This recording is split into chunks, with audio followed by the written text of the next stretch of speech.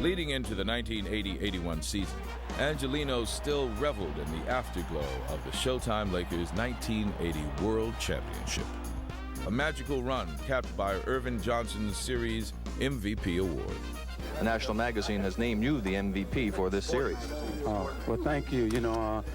I just tried to do my best and help the team win, and it's just great. The NBA, the whole season was great, and it's been beautiful. Just as startling, take a step back, and you realize how far Magic had come in one season. I was a broadcaster at the time, and I was also in charge of doing halftime specials. And so one of the first specials that I did was a special on Magic. And I remember he said, come on over to my apartment. I want to show you my bachelor's pad, and there was a 2-bedroom place. There wasn't a flower anywhere. There wasn't a piece of art anywhere. There wasn't, anything on the coffee table. It was just, couch, chairs, coffee table, a kitchen, a dinette set, And he said, I'm a master cook. And he said, let me show you, I'll cook you something. He goes in, he pulls out a pan, puts the pan on the stove. He opens up the refrigerator. In the refrigerator was nothing but Cokes. And he opened up, and he had sausages. He had these little sausages. And so he opened up a package of sausages, and he took one sausage out, and he began to fry the sausage to show me for our show that he was a gourmet cook. But he was so proud. He was 19 years old. What did he know? We had a very unique team at that time. You had two guys we were both in the top 5 in assists every year. 2 guys that could handle the ball under pressure, 2 guys that could make plays. Magic was young when he came into the league. He was just so excitable that it did rub off on us because most of us were kind of stoic. So we were kind of like just guys that did our jobs and wasn't doing a lot of jumping around and ranting and raving. And that was Magic's personality. So it rubbed off on us a little bit. It rubbed off on the fans. So it made it that much more exciting for everybody involved. But for Irvin and the Showtime Lakers, growing pains soon appeared just 1 month into the 1980-81 season, when Atlanta's 7'2" Tom Burleson fell on Johnson's left knee. The painful result? Torn cartilage, out for 45 games. But behind another stellar year for Kareem, with more than 26 points and 10 rebounds a game, the Purple and Gold raced to 54 wins, second behind the Phoenix Suns in the Pacific Division. Meanwhile, dissension festered among the Laker players, many displeased with Coach Paul Westhead's style of play. And nearing the playoffs, the feuding escalated. What happened was Magic had gotten hurt, and I think Cooper and I were the starting backcourt, and we went on something like a 21-3 run. And Magic was coming back maybe 3 or 4 weeks before the playoffs started. And I did an interview. He kind of asked me, what's the difference in playing with Magic and without Magic? I say, when Magic's out, I handle the ball 80% of the time. When Magic's back, I don't handle the ball as much. It's about 50-50. And I said, we both just happen to be 2 guys that are better with the basketball. I'm better when I have the basketball. He's better with the basketball. Right before the playoffs started, Nixon can't play with Magic. He doesn't get the ball enough. So that started the controversy. And I basically told Magic, said, that's not what the article was. I said, man, just play your game. But Magic was young too at that time. So I think it bothered him more than it did me, but it caused a dissension because now the press, everybody picks up on it, that I was complaining that I can't play with Magic, but that's not in fact how it happened. But it was that one article that set off all the controversy because we came back the next year and won a championship. Magic returned for the playoffs, but shockingly, the plotting Houston Rockets, led by Moses Malone and Mike Dunleavy, stunned LA in the first round.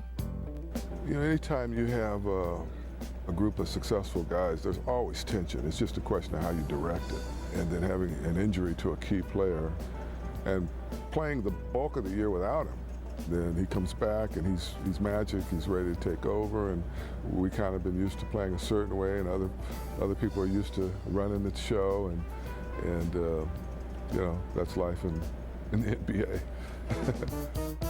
Change seemed near for the new owner, Jerry Buss, as the discontent grew and grew, thick as the LA smog.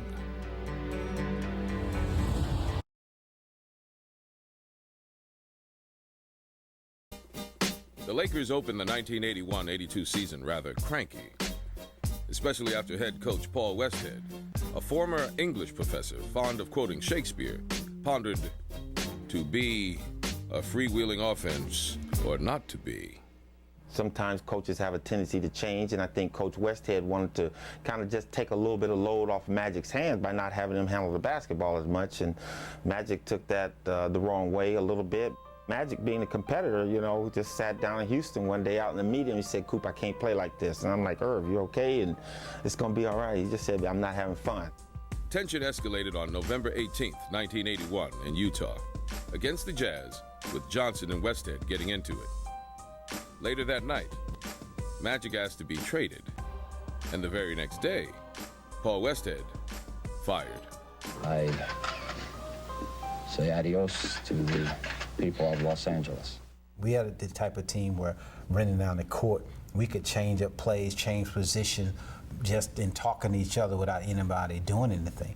And then you want to bring a coach in that's going to say, "You run to this spot, you run to that spot." You're not taking advantage of the talent you have.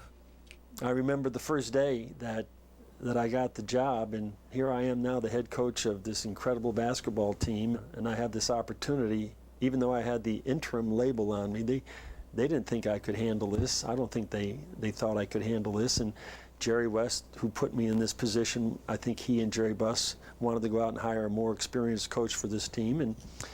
And back then, it was a $100 million franchise, you know, or more. What was heard in Coach Pat Riley's first game? Boos, by the Forum faithful, no less. Directed at Magic. Well, he got booed, but I don't think no one really mind that because he had the support of the team. He had the support of all of us. They booed him until we won the championship. So the booing lasted for a little while, and I think we've all heard this many times. Winning heals all wounds. In December 1981, injuries within days to the newly acquired Mitch Kupchak and Kareem decimated their front court. The Lakers' response? Signed Bob McAdoo, the aging scoring machine with a somewhat selfish reputation, given one last shot to play off the bench. Well, being truthful, I didn't like it. I didn't like it, but I didn't cause any problems. I fell into the rotation. I knew kind of when I was going in the game, and became a valuable role player for the Lakers. Before Bob got there, Jerry West, talked to me about it, and then I think Jerry West talked to Kareem and talked to Magic, and they said yes. They were players who wanted to win, and they weren't intimidated by some big personality or some all-star. I mean, Bob was a three-time, scoring champion, an MVP. How would you not want to have him, on your team? I guess people were kind of waiting to see if I was going to mesh in with the rest of the guys. It got to be more Showtime because I added a little bit more speed to the lineup. Showtime was up and running. It was great. Relying on McAdoo, the Lakers rolled to a conference best 57-25 record and swept their way to the NBA Final and a showdown with Julius Erving and the Philadelphia 76ers. Another capacity crowd, 17,505 to see the 1982 battle for the supremacy of professional basketball, the championship of the world, the NBA crown. Holding a 3-2 lead, the Purple and Gold hope to cap another championship season in the friendly confines of the Forum. We had a chance. We had a nice 12, 14-point lead, and then all of a sudden they started to cut into the lead and cut into the lead. Philly was coming back frantically. They were playing hard. Julius Erving got out on a fast break. Dr. J was going in uncontested layup. Bob was just sprinting down to the end of the court. And I caught him from the rear and blocked the shot. We got a fast break layout of it the other way, and it stopped their run. Because if we'd have lost that game, we'd have gone back to Philly. And it was hard to win in Philly. The Lakers won 114-104. And so, amidst this chaotic season, the glory of another championship for LA. Pat Riley in only his 7th month as head coach, triumphant. And Bob McAdoo in the fading light of a basketball career. This is the happiest moment in my life right now. It's taken me 10 years to get here, and I'm finally here. The superstar, once thought to be too selfish, found redemption in a world championship as a team player. I like to think that that was part of my doing. I helped turn things around for that franchise, and we got back on the right track again, winning the championship. I was happy that I was able to do that.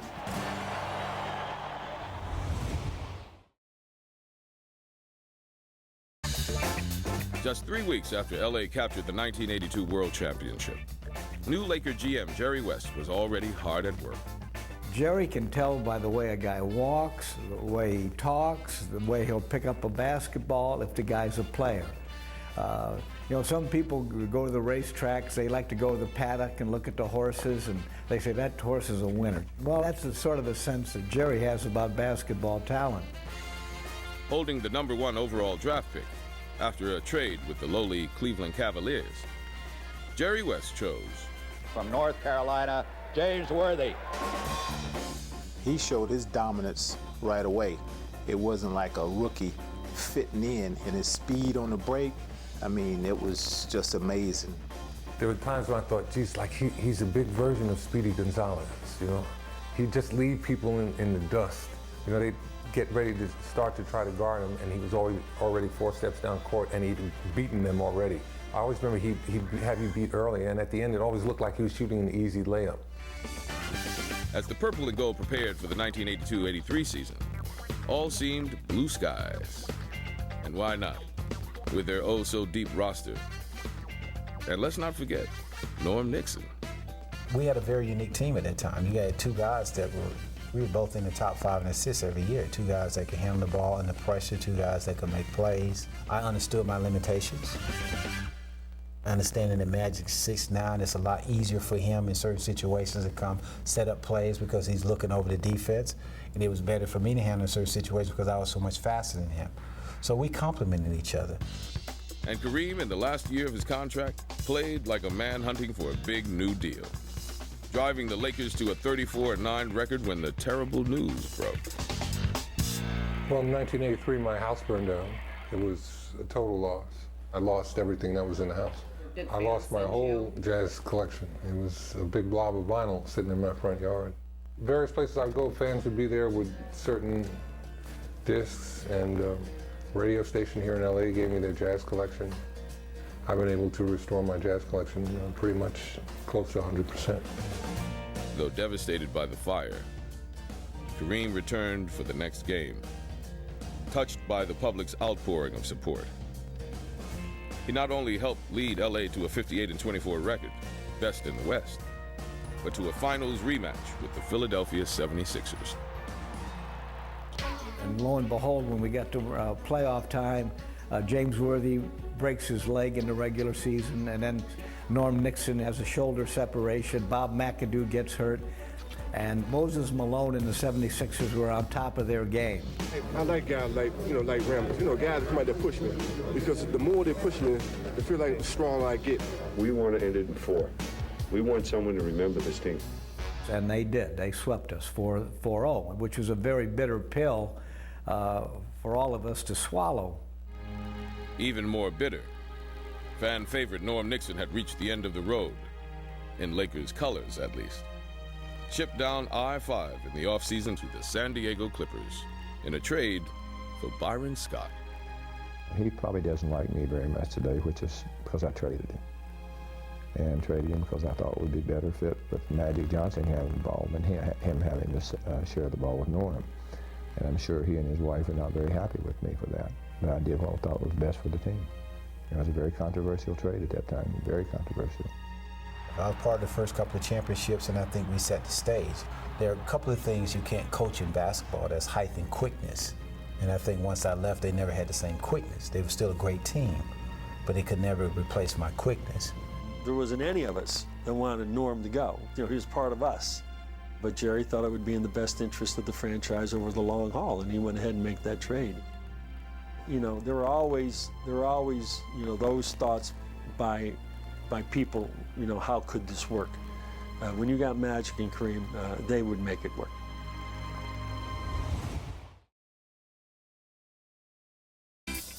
Just 3 weeks before the start of the 1983-84 season, the Lakers traded Norm Nixon to the San Diego Clippers for rookie Byron Scott.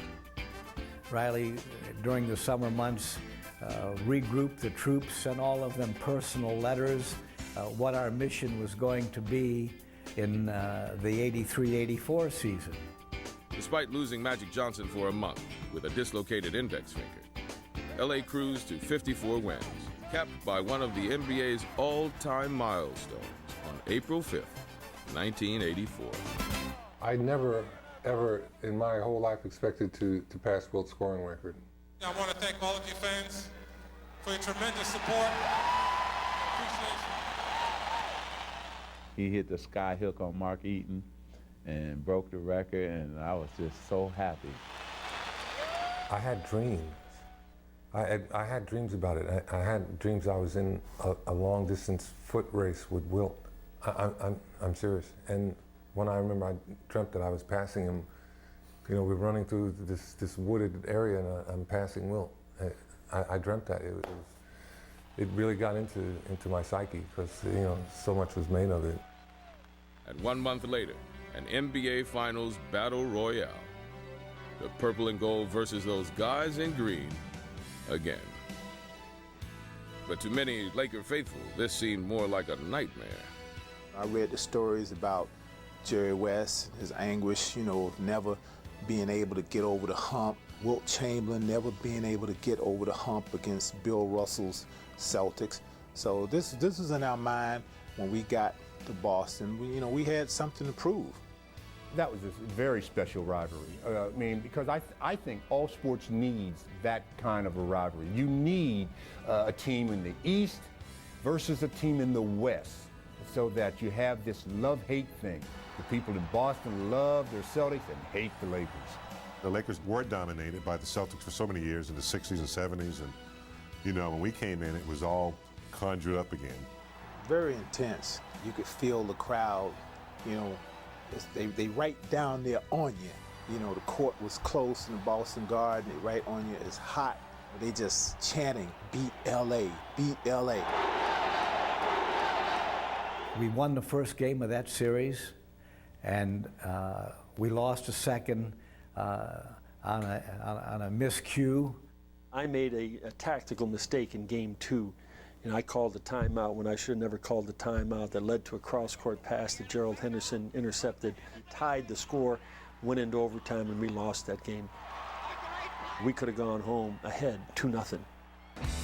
Now, with the Lakers up 2-1, Game 4 at the Fabulous Forum, and hot tempers flared even hotter after Kevin McHale clothesline Kurt Rambis. We really felt that the turn of that whole series was, you know, obviously Kevin McHale's takeout of Kurt Rambis. It really got us out of our game. We played out of character after that. It impacted Worthy because he made the pass, and then Magic missed a couple of free throws, you know, and then all of a sudden, you know, it's tied 2-2. Game 5, back in the sultry Boston Garden, forever known as the Heat game. It was 100 and something, you know, on the floor, and it was even worse in the locker room. And the Celtics being the Celtics, you know, they nailed down the windows.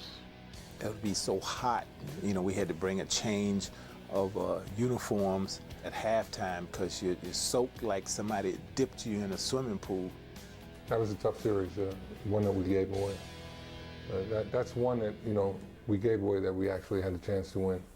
We lost to the Celtics in a 7-game series where we felt we choked. The Celtics began to call us the LA Fakers. They related to us as sissies across the masthead of the Los Angeles Times in the sports page, CHOKE. That really fueled the fire for us because we were determined never to lose to the Celtics again. And the way we lost that game, we were right there, but we understood that in order to become a champion, champions have to win on the road. And that's where we lost that series in Boston, was on the road. So we got it together. Again, Coach Riley came with one of his fire and brimstone speeches and brought it to us the next year, and we were ready to play. And we eventually ended the so-called Boston mystique.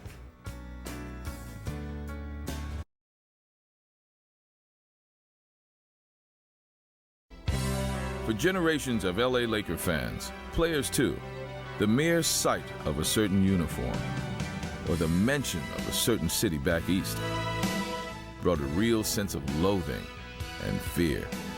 I've always disliked green, and I think a lot of it has a great deal to do with those Celtic uniforms I used to wear. The Celtics. No wonder I could. Individually, I love the Celtics. Collectively, I hate every one of them. The hatred between the Lakers and the Celtics started in the 60s when the Celtics, would beat the Lakers every year in championship play. I think they beat them 6 out of 8 years in the finals. I read the stories about Jerry West, his anguish, Wilt Chamberlain never being able to get over the hump against Bill Russell's Celtics. You heard about it all the time, you read about it all the time, and it got dredged up all the time. And so it starts to have its own life. Tortured souls all. And so began the 1984-85 season for the Lakers. The Lakers were dominated by the Celtics for so many years in the 60s and 70s, and when we came in, it was all conjured up again. In 1984, we lost to the Celtics in a 7-game series where we felt we choked. And the Celtics began to call us the LA Fakers. They related to us as sissies. And we went through the whole summer with one goal and one objective, is to get back to the finals and hope that the Celtics were there.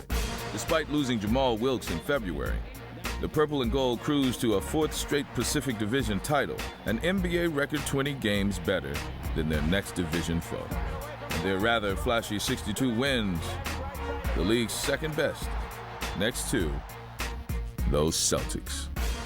The Lakers racked up more gaudy numbers, leading to another finals, 11 wins and 2 losses. The opportunity to come back the next year and to play the Celtics again was a rare opportunity that we knew we had to take advantage of. But the Celtics whipped the Lakers in Game 1. It was called the Memorial Day Massacre. We got beat 148-114 on national television in Boston Garden. One of the players that they got on the most about was Kareem Abdul-Jabbar, and they said he should quit or he should retire, and that he was the reason why we lost the first game and probably win the series. 38-year-old Kareem Abdul-Jabbar seemed 20 years older, scoring a meager 12 points, apologizing to teammates afterwards. I played it like I was washed up for a game, but that was just one game. I had a little bit more in reserve than people thought, and I was able to redeem myself. Redemption is wonderful. Game 2, LA all the way, 109-102. This series, a very physical affair. They seem to be the ones always whining about the physical play, whereas we just kept playing basketball. So the key moment was really just coming into that series, understanding that we're going to play any style of basketball you want to play, and we're going to beat you at your style or our style. The Lakers took 3 of the next 4 games, with Kareem again showing the way and earning series MVP. I put my best out there. We won 4 out of the next 5 games to take the World Championship. Very, very satisfying moment, and probably the bright spot in my professional career. Never before had Celtic faithful seen another team celebrate a World Championship on their hallowed floor. For the first time in 9 tries, the Lakers became free of the Celtic menace at last. We took that parquet floor here, and all the skeletons are cleaned out of our cot. Yes! The thing I always think about is being in the locker room afterwards and just knowing that we had got it done, for the whole season. And it wasn't just for us, it was for all the Laker teams, all the players that ever played on the Laker team that played against the Celtics and came up short. When Magic and crew finally beat Boston in Boston, and I'm watching the deciding game in Boston, I'm sitting on my couch with my old moth-eaten Laker uniform on, cheering the television. We'll never forget that moment and how it felt. 18,000 in Boston, in that Boston Garden, and nobody could say nothing, just quiet. That was the greatest moment. To run off the court and know we did it in Boston. The Lakers are the world champions.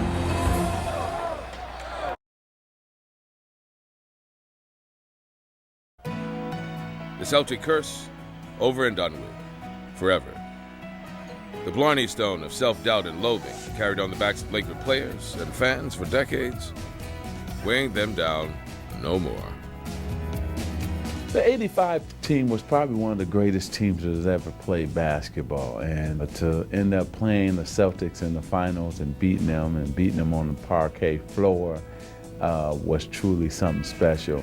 I really believe that that was one of the most important days of the Laker franchise forever, and none that the people involved with will ever forget, and I'm sure Jerry Buss even to this day will go back and say, well, maybe that was his favorite one that he ever won.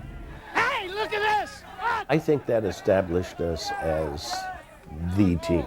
When you think back in '85, I mean 20 years ago, that means almost every young fan has only really seen the dominance of the Lakers over the last 20 or 25 years. Always the most special moment is when the first game and you get your rings. Lakers world champions 1985. And ain't we got fun? Woo! That's when you know it's official, that you are the world champions. When we got those rings, it meant job well done. We accomplished our goal, which was to win a championship every year. Maybe it was inevitable, and even understandable then that the Lakers felt a tad hungover after their first NBA Finals victory against Boston. A hangover that lingered into the 1985-86 season. We were getting ready for the next season. Hopefully we could get it again. But time waits for no one, as two very popular Showtime performers learned. Jamal Wilkes, Silk, and offensive tour de force Bob McAdoo, both gone. In their place, the Lakers signed bruising Maurice Lucas. They also continued to unleash their blue-collar fan favorite, Kurt Rambis. I started calling him Clark Kent, Superman, because in training camp, he would hit the floor, he'd be looking for those big, thick glasses, so I started calling him Clark Kent. Nobody pursues a rebound, offensively or defensively, with the tenacity. He wasn't a big jumper, but you know, he would sacrifice his body and everything else. There wasn't a rebound he didn't pursue. That was his role, that was his job, and he was the best at it. I've always had the philosophy that when you walk out there to play, you really don't have any idea if you're going to play well, but you can always guarantee that you play hard. Win, lose, or draw, whether I played good or bad, that was the best I could do that night. And I think fans appreciate that. The other Laker who let it all hang out defensively, causing Larry Bird endless nightmares, Michael Cooper. The guy is one of the toughest, competitive guys, and yet when you talk to Michael and you're around him, you say, this is a sensitive guy, you know, and so forth. Coop was tough. He was not afraid of anybody. 6'6", 122 pounds, but he'd go up against anybody and challenge you. He don't care how big you were. He never took a backward step, and I love his competitiveness and the edge that he brought to the game. I'd say Coop was a Swiss Army knife of basketball. Right? Whatever you wanted, he would do. You need some defense, Coop would play defense. Needs somebody to come out and shoot threes, he worked on that. He's just an incredibly hard worker and always ready to sacrifice for his teammates. I've called Michael Cooper the best defensive player to ever play the game. To be able to play a point guard, a shooting guard, small, and a power forward. That takes so many different skills. So that's why I put Michael Cooper as possibly the greatest defensive player to ever play the game of basketball. With a 62-20 record, a whopping 22 games better than second-place Portland, Showtime seemed poised for a rematch with the Celtics. But it never happened. After the young and hungry Houston Rockets, led by Hakeem Olajuwon, bounced L.A. in the conference finals. Despite the setback, one Laker player received a special honor from the NBA. The J. Walter Kennedy Citizenship Award, given not for Michael Cooper's tenacity on the court, but for his humanity away from it. It's about making an impact, not just necessarily in your community, but any community you're involved with. You may be from Alabama somewhere and you get drafted to a team in New York. Well, you got to make an impact there, and then when you get the time, you can go back home. And you know, I'm very fortunate that I'm from Pasadena, so it's close to me. But again, Los Angeles is kind of where my playground is. But again, going back to school in New Mexico, I've done some things down there. So it's just about getting out in the community, reaching and touching some individuals, and making things happen.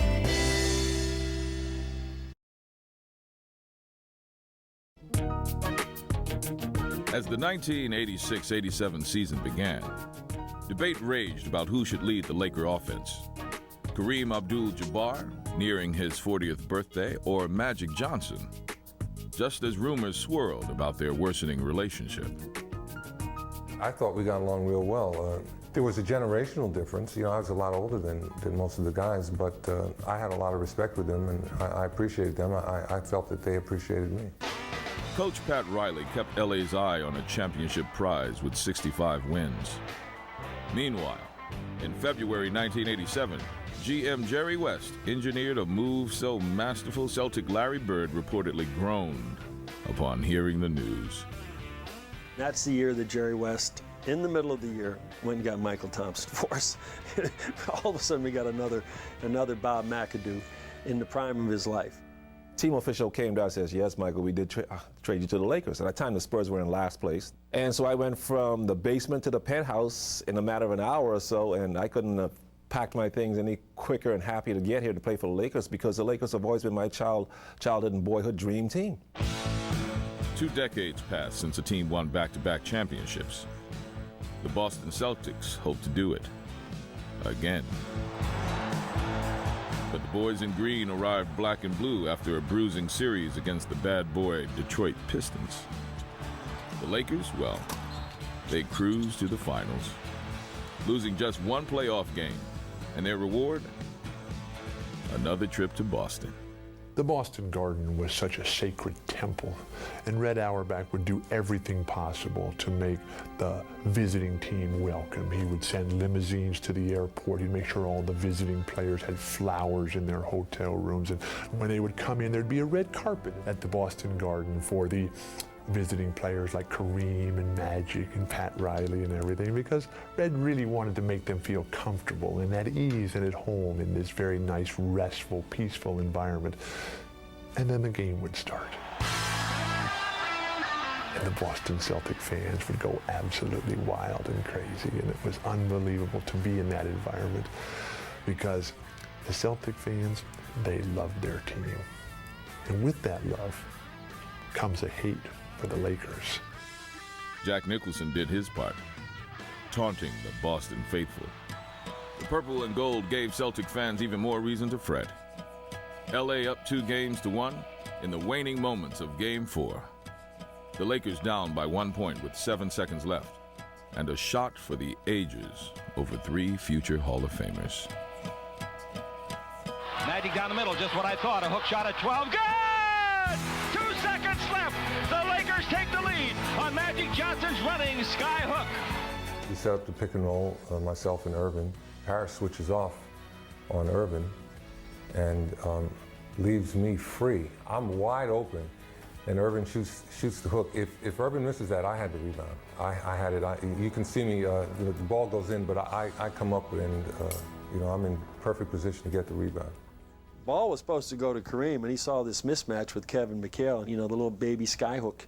Then he would also do that. He would take it upon his shoulders to win the game by scoring the points. And once Magic got that momentum and that flow going across the paint, and he can get that rhythm into that shot, we just knew it was going to go in. Once we won Game 4, we knew we had the series in control, because we were not going to come home and lose the series at home. The Lakers won Game 6, 106-93, and their 5th championship trophy for the Southland. 5, 4, listen to the crowd. It's all over. Said Larry Bird afterward, "I guess this is the best team I've ever played against." High praise, indeed, from a proud Celtic. Very cool experience to be a part of those parades, to sit on those floats and share the championship with the great Laker fans. I'll always remember that, but I never got to go to the White House. We won in '87. The guys voted not to go. We've been there, we've done that, they said. I said, okay. I wanted to go. I wanted to go meet the president, tour the White House, see the Oval Office, see the Rose Garden. These guys go, nah, we don't feel like interrupting our summer to go back there. I'll say, guys, send me. I'll go and represent the Los Angeles Lakers. I want to go. And Michael may very well get his wish next season, if Coach Riley's bold prediction comes true. I feel grateful to be alive and living in Los Angeles, and I'm guaranteeing everybody here, next year we're going to win it again.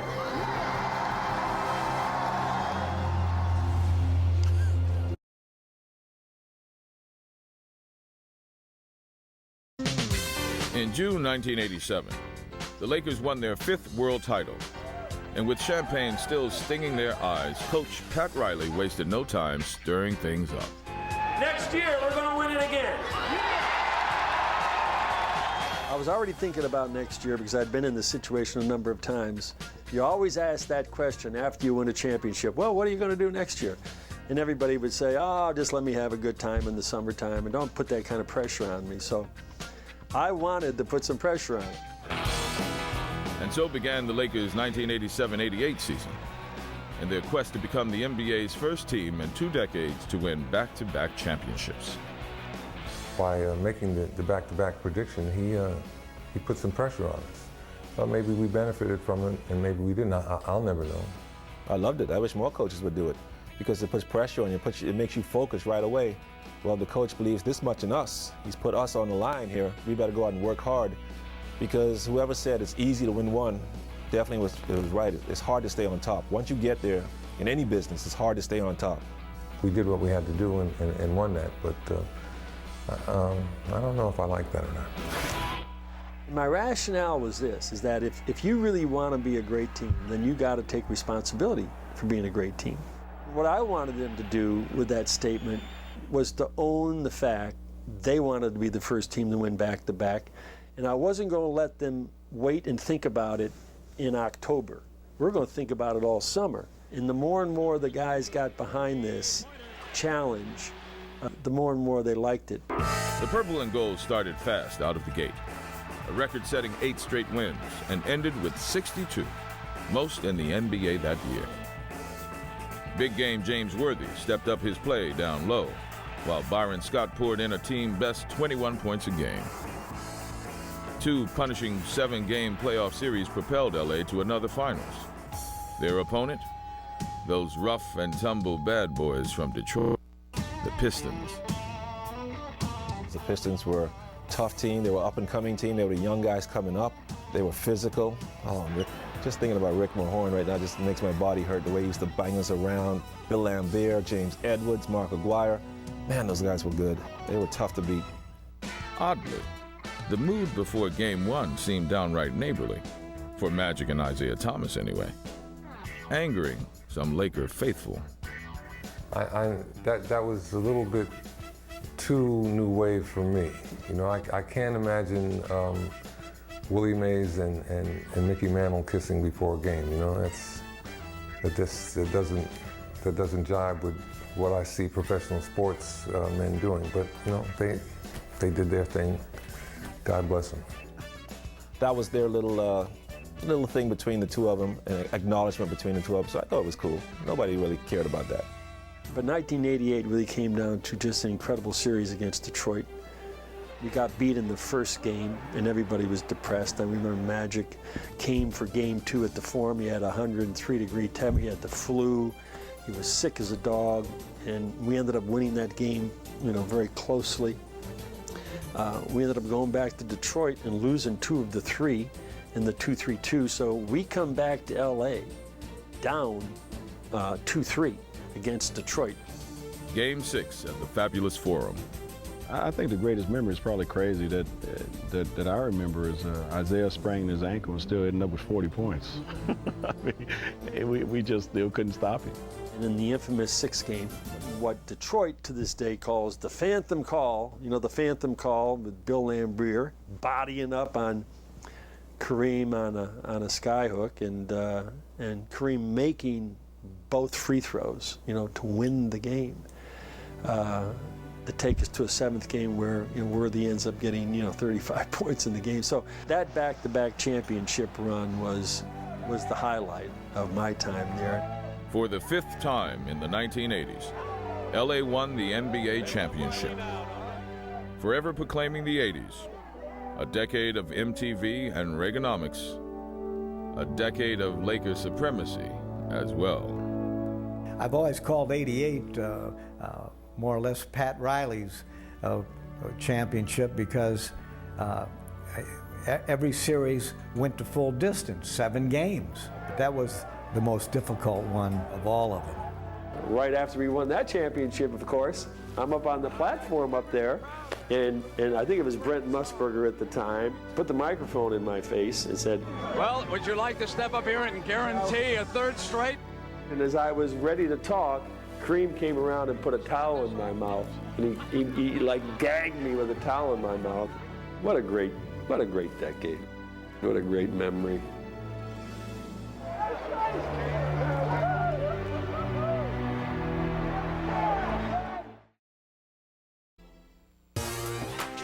Breaking up is hard to do, in love and basketball. How true those words rang for the 1989-90 Lakers. Rumored to be on the rocks with the team, Pat Riley. But more on that later. Already gone, the towering presence of Kareem Abdul-Jabbar, now basking in the afterglow as a retired superstar. Here he is, ladies and gentlemen, Kareem Abdul-Jabbar. It's been wonderful working with these young men for the Lakers organization and to perform for you people. It's been one of the great aspects of my life. I want to thank you all from the bottom of my heart. May Allah bless all of you. Thank you.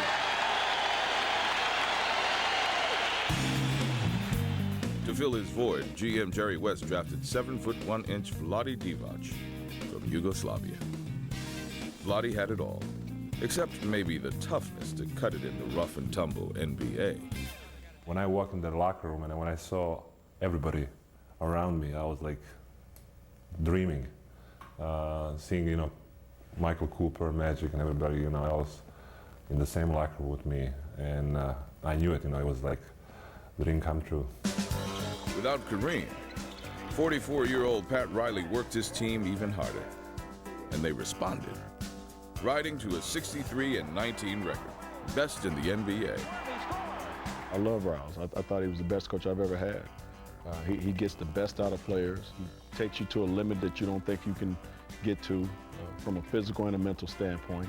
But he also gives you goals that he thinks are attainable, and he tries to make you reach them. Having opportunity to work with Pat Riley in my rookie year, you knew exactly what he wants every day. You didn't need to guess, you know what Pat Riley needs, and you just bring it to the table. It's just hard work. Magic Johnson played outstanding ball, as usual, with a 3rd MVP award in 4 seasons. Irvin and I, right from the get-go, I think trusted one another. We developed a bond over the 9 years that I was there that now continues. I love him dearly, just like he's a son, and we'll always have that relationship. And the much-anticipated rematch with the Pistons never happened, after an early exit from the postseason by the Phoenix Suns. This upset loss also marked the end of the road for 2 LA stalwarts. Michael Cooper, who retired from his only NBA team, and Pat Riley. I just think he got to the point where he felt it was time to move on. And I understand that now, being a coach, sometimes you get to the point where you think that your words aren't being taken as serious, or they're taken for granted, that the message is not getting across anymore. So sometimes you think it's falling on deaf ears, and sometimes you think it's time to move on, go to a new challenge. In 9 seasons as head coach, Riley's Lakers won 9 Pacific Division titles and 4 World Championships. Some say Laker brass asked Pat to leave. Others say he wanted to go. It didn't really matter, as the door closed even further on Showtime. One thing remained, however, Pat Riley's imprint on this proud franchise, starting with his playing days as a wild-maned reserve, just trying to earn a paycheck and the NBA. Getting to Los Angeles, playing with the Lakers in 1970, that's where it all started for me. And then Chick brought me into the booth as an analyst. And when the opportunity arose for me to go down on the floor, I was very concerned about a job. He said, I think this is in your best interest, not only as a broadcaster, but I think that's who you are. I think you could be a coach, so go give it a shot. And I went down there and gave it a shot, and here I am, you know, like 40 years later or 30 years later. Pat was great. He was really endorsed Showtime. Even the way he looked was Showtime. And pulled back hair, which became a real style around LA. Pat really contributed to that entire level of success. Now that I look back on it, you know, I was part of history and part of a team that, you know, that was one of the greatest teams in the history of the game, if not. And to be part of that is an absolute privilege. On October 2nd, 1991, GM Jerry West finalized a rather unremarkable trade with Seattle for guard Sedale Threatt, a career reserve with a smooth stroke. 3 weeks later, before a preseason game in Salt Lake City, Magic Johnson summoned home immediately. I remember getting a call from our team doctor indicating that Magic Johnson had to come back to Los Angeles, and I tried to find out why. He said, well, I can't tell you why. He just has to come back. We got to Utah, and I get a call in my room from Mitch Kupchak, and Mitch says, Mike Magic has to go back. He's not feeling well. As a matter of fact, I'm scared to death. As soon as Mitch said that, I thought either cancer or AIDS. When I found out that Earvin was ill, it just a chill came over me, a pallor. I was incapacitated. I had a private meeting with him, and I said to him, you know, you okay? I said, because I'm having a really hard time with this, and you're the guy that's got it. Are you okay? And I think this is a testament to what kind of individual he was. He looked me straight in the eye, and he said, when God gave me this disease, he gave it to the right person. I'm going to beat this thing. And both the lives of Magic and Sedale changed forever during this turbulent 1991-92 season. Magic met with the team, and we were all there, and Magic informed the team that he had a problem. One of the most amazing things I've ever seen is going into that locker room and Magic coming in and telling the players. The emotion in that locker room was just amazing. He was probably the only guy in the room that wasn't crying. You know, he was saying that he was going to beat it, and you know, he was going to be strong, and he wanted us to be strong, and just it was tough. It was one of the toughest days that I've ever had to encounter in professional basketball. And then for him to just walk upstairs to the press conference and be so cool, calm, and collected was just, you know, that to me was amazing. Because of the HIV virus that I have attained, I will have to retire from the Lakers today. Well, I think it's, when announcing that I had to retire from the Lakers and announcing that I was HIV positive was the toughest day ever in my life, but yet still the greatest day. And what I mean by that is it was tough because I would have to leave the Lakers, and the franchise and the guys and Dr. Buss and Jerry West and my teammates, that was the toughest thing. But also too, to see the support that they gave me was the greatest day. They all called, they all came by, they all started checking on me even after I retired, and they all still embraced me. And I think that's what the Laker family is about. I woke up the next morning, my mother came in, she sat on the bed and tried to explain to me what's going on. And I didn't understand, I didn't know what it was or anything like that. But it was very, very difficult for me, and as I'm sure it was for everybody. You know, not only Magic fans or Laker fans, but just, you know, basketball fans in general. I remember Dr. Buss running out of the press conference sobbing. I mean, it was a very emotional day and very sad for everybody. To see my father, who is so, strong, he's my dad, and to see how emotional he was that day, really, I'll never forget it as long as I live. It was one of those things where you scream, you cry, you pull out your hair, you wail. There's just no way to get around the pain that you feel. I was dumbfounded and I sat numb for about 45 minutes when I heard that Earvin had the HIV virus. It was a wake-up call for the whole nation. Meanwhile, Coach Mike Dunleavy had no option but to insert Sedale Threatt, the career backup, as his starting point guard, to the dismay of the Laker faithful. Sedale was a guy that had traveled around the league a little bit, and we brought him in to be our backup to Magic, and we were high on him.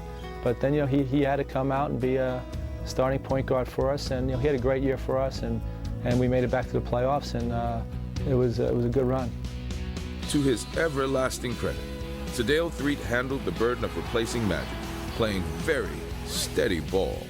The lifelong reserve, who averaged just 19 minutes a game until this season, stepped up big time, playing 37 minutes a night, and by season's end, Threatt led LA in assists and steals. Though retired, fans voted Magic into the 1992 All-Star Game in Orlando. Three-pointer, yes! Oh, my! And in front of 23,000 packing the arena and millions more across the globe, Magic scored 25 points and the honor of his final MVP award. First of all, let me thank all the fans who voted me here. Without them, I wouldn't be here. Maybe you'll see me back, maybe you won't, but I'll remember all these good times this afternoon. I'd like to thank you for sharing this with me. Thank you. Just 1 week later, perhaps the ultimate tribute, a ceremony for the ages at the Forum filled the air that night as Jerry Buss and the Lakers honored Magic, retiring his number 32, only the fifth Laker to be given such respect. I thought he was inspirational, I mean, what can be more inspirational than a guy like Earvin who says, I can beat this, I'll show you I can beat it, I can go on, I can function, I can even play professional sports. The good that was done by him for the millions of people all over the world, I think far outweighed any other consideration. The Lakers struggled, but made the playoffs for a 16th consecutive season. Down 2-0 in the first round against the Portland Trail Blazers, the series shifted to the Southland. And on Wednesday evening, April 29, 1992, more than 17,500 Laker fanatics jammed the Forum for a rockin' and rollin' thrill-a-minute 121-119 overtime win. Just as the acquittal of 4 police officers for the beating of Rodney King began to rock this city to its very core. The only hint of the mayhem lurking outside the Forum as evening turned into night. A rather innocuous traffic advisory posted on the main scoreboard that read, Inglewood Police Control, exit to the north and west only.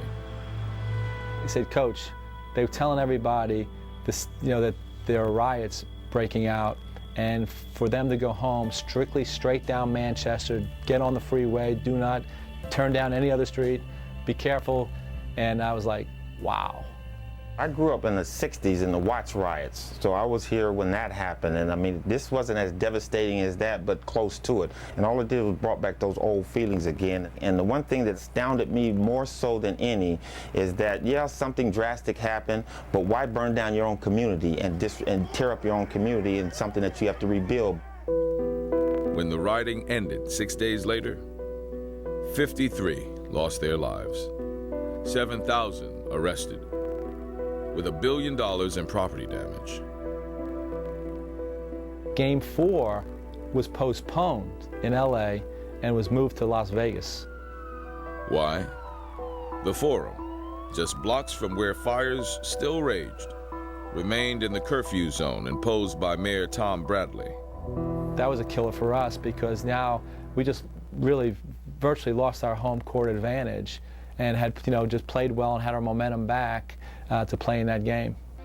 The Lakers lost Game 4, their home game in Las Vegas, and the series.